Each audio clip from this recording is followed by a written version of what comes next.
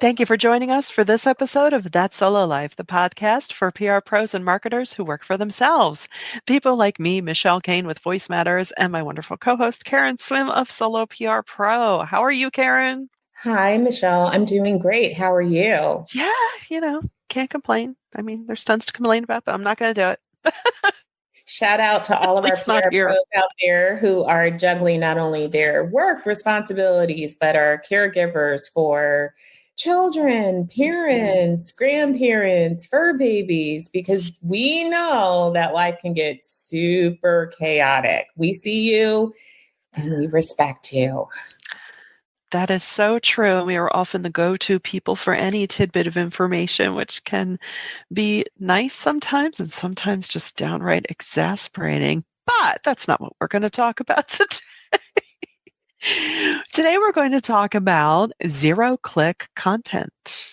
Yay. Which I thought was really intriguing. It's I guess fairly new on the horizon, and we've always, up until now, generally the rule of thumb has always been you always want to lead someone to your website, and contrary to what zero-click content sounds like, you still do, but in a different way, just taking into account factoring in AI and the way search has changed. So we're just going to riff on that a little bit. I thought it was really interesting how, when you're posting to social and other external channels, how just the idea of presenting quality information in digestible ways, whether that's just short text or video, can have the same effect as, what we used to just do is just say, click here, click here. And I feel that this advice has been what we've always said about the quality content. However, what I love about the focus on zero-click content is that it shifts the focus from clicks to true engagement. That's so true. Because the idea is that, we present content and whatever we're saying or showing, it's going to pull your potential client or customer to say, oh, okay, either let me look that up or let me visit their website on my own without just being told in that Pavlovian way, click here.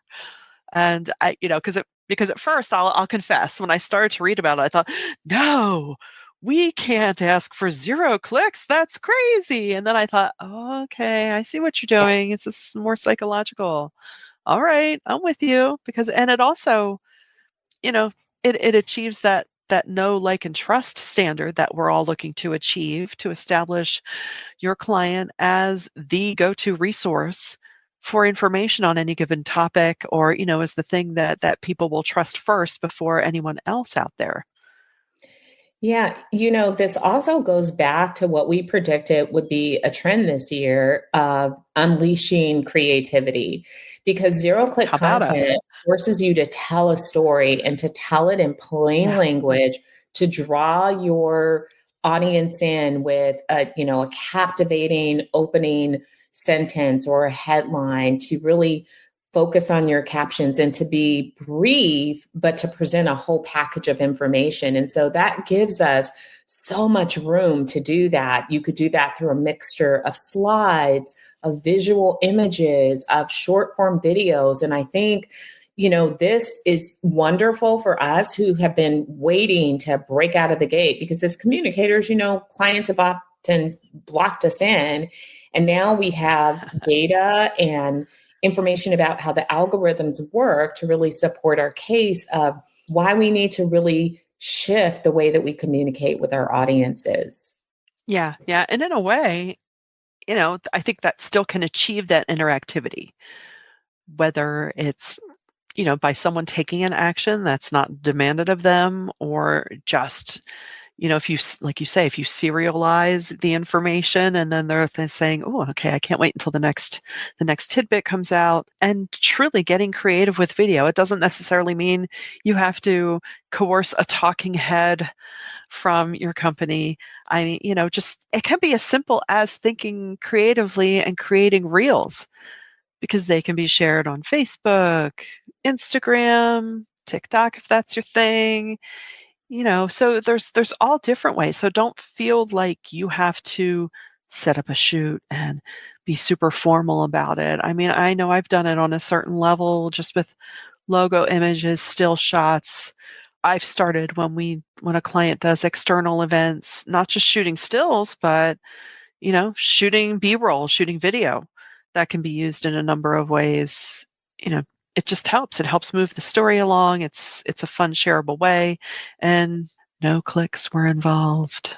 This is going to become so important. I mean, we're seeing search change right now. We're seeing SEO go through a major transformation Yeah. driven by AI.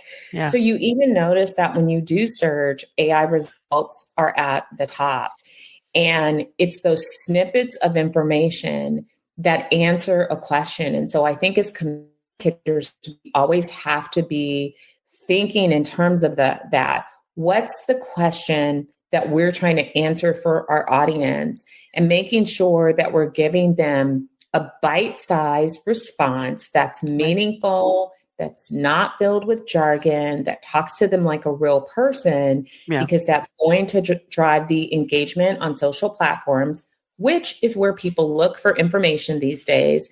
Yeah. And it's going to help your search results as well when people do go into things like Chat GPT and Perplexity and the others to ask those questions. So, a little tiny pivot in the way that we think, but it's not different than what has always been in our wheelhouse. It's just, this is really becoming important for you to get seen and for you to capture the attention of your audiences. Yeah, I think it's so important how you presented that. It's a tiny pivot. This is not giant earth-shattering activity that we're talking about. It's just really refocusing maybe your priorities of the types of content you're creating.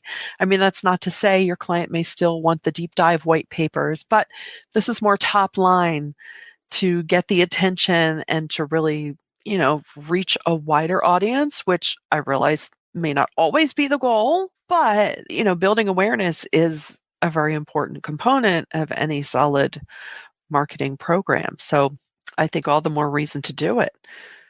I agree. I find this exciting. And this year when we're looking to build new muscles or to improve what we're doing, and we talk about taking that deeper dive, because that's what is required this year to win and maintain business. I think this is one more thing that we can put in our toolbox, in one way that we can stand out. It's interesting. I did a press release recently, and I took one of Ann Wiley's webinars last year that really focused on storytelling, even in releases, and something that I have always loved to do, but it's always good to just, refresh and to hear from other professionals. Yeah. And someone came back and said, I was really surprised with the lead in the press release, and I'd never seen it like that, and I loved it. And perfect. That's exactly, that's how we're doing it now. Yeah. And it stood out. And so there's still ways for us to stand out as professionals and to serve our clients well. And this is the year, seize the day. We can win new business. We can rise above the chaos that's going on around us. Just, keep your heads. And I mean, to me, having these fun things to focus on and to get better at, I'm not the greatest at videos, but having these things that I can really dig into sort of keeps me on stable ground too. It's, it keeps me excited about my job, and it keeps me focused on what's really important, and not, getting carried away with the distractions that go on in our life. Yeah. Yeah. And that's a great point, actually.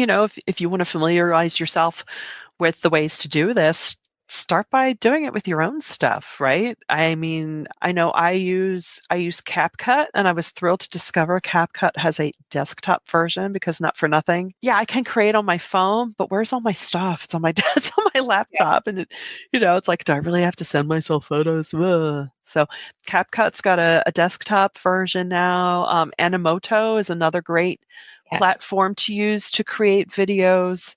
They have a lot of great templates.